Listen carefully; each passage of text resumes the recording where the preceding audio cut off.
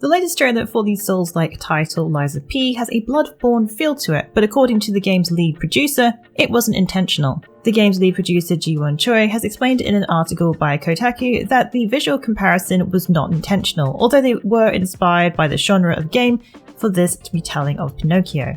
In case you missed it, Lies of P takes inspiration from Carlo Collodi's Pinocchio classic novel, giving it a creepy twist in this action RPG. The developer behind Lies of P is Round 8 Studio, who developed Bless Unleashed. The main character takes a Souls-like approach, sporting a prosthetic arm, while battling it out against these monstrous-looking dolls. The latest post from BioWare to celebrate the Dragon Age Day, which took place on December 4th, shared new snippets of new information for Dragon Age 4. This included 2 short stories that featured the Grey Wardens and one about necromancers. There was also a note about Dragon Age 4. The message explained that the developer was still hard at work on building the next single-player focused experience for Dragon Age, and that it will be next year when they can talk more about it. The mention of single-player means that the Dragon Age game will be concentrating on a single-player experience, which goes against the previous reports dating back to 2019 where Chief Financial Officer Blake Jorgensen had mentioned doubling down on live services. Another title that had focused on live services was Anthem, which ended up not being as successful as originally hoped, and eventually development shutting down on the game. Adding to the list of delays of late, Star Wars The Old Republic, The Legacy of the Sith, the next expansion for the MMORPG has now been delayed to February 15, 2022.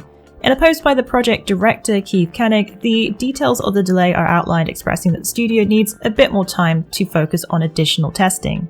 There is also news that the public test server will gain the majority of the expansion and its features returning to the server this week for players to give feedback. To avoid story spoilers, this won't include the story content. In case you missed it, the Legacy of the Sith expansion comes with new features, locations, and abilities.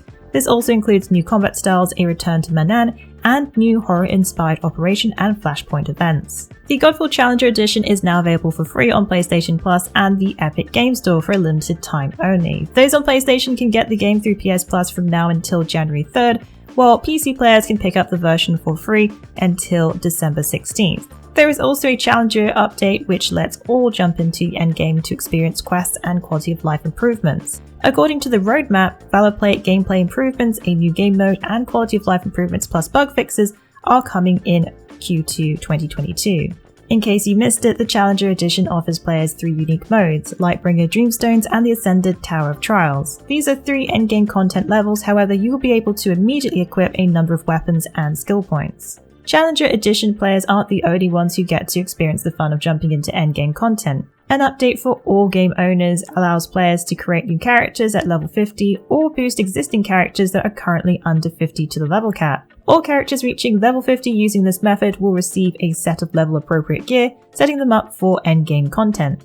There is also the access to quests, a new set of goals to achieve and grants players with powerful rewards. This can be accessed through the personal menu. Each quest is made up of 8 random objectives to complete specific activities in Godfall. And now for probably the most exciting thing that we saw this week was a brand new trailer for Elden Ring. The Game Awards 2021 revealed a new story trailer. While not revealed as the last announcement, it was unveiled towards the end of the show by none other than a Potboy.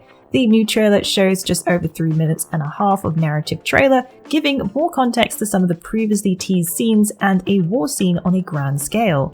Unfortunately, no news of a network test for PC, but we do get a further look at what's in store for us in terms of the story behind Elden Ring. Again, if you watch anything Elden Ring, it's all very cryptic, but it does show once again the one-armed lady Melania, the Severed, who was in the original Elden Ring teaser, which was first revealed in 2019 at E3, and the dual-wielding demigod General Radahn. If that wasn't enough, Elden Ring also won for the second year running the most anticipated game at TGA 2021. Moving on for more TGA news, Lost Ark, the upcoming free-to-play MMO action RPG, got some news at TGA, which was for the Western release of the game. Lost Ark will be now releasing in February 2022 for the US and Europe as well as Latin America. In case you missed it, Lost Ark held their closed beta last month, which let players try out the isometric fast-paced action RPG, which combines a few different styles of games. It has dungeons, raids, and world bosses, which can also be taken on with other players.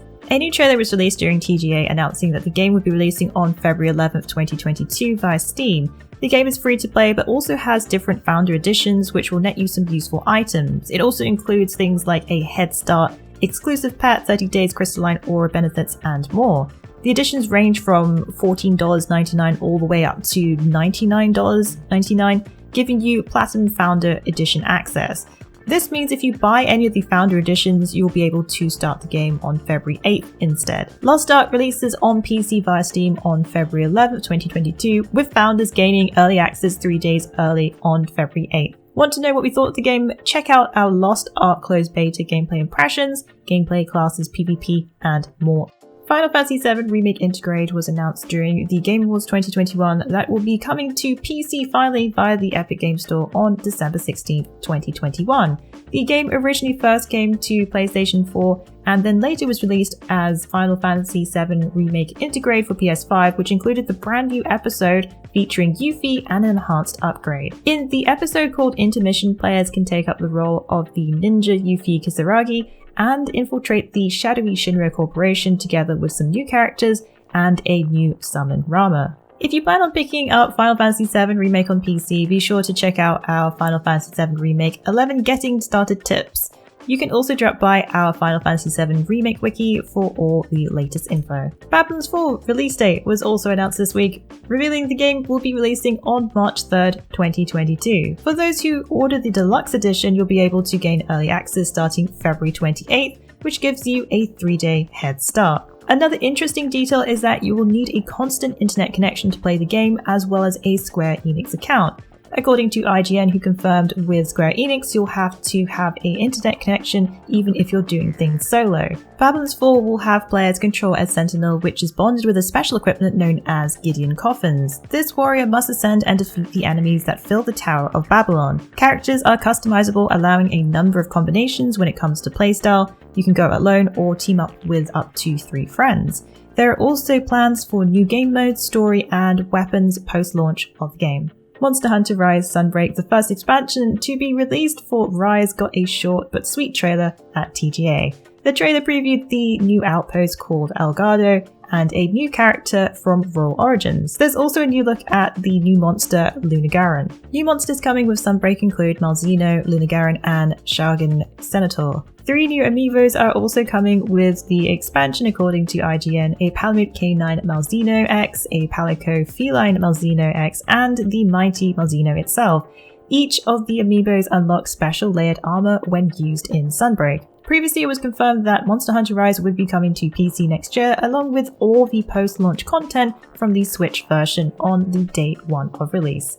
Monster Hunter Rise Sunbreak will release on Switch and PC in summer of 2022. Well, that's it for the Week in the Wikis. Please join us again next week for yet another great week of gaming. Remember to check out our VIP program for some exclusive supporter benefits. And budding writers should take advantage of our Become an Author initiative. Thanks again for being part of this great community. Keep checking in with us with news, reviews, YouTube streams and vids, and general wiki goodness.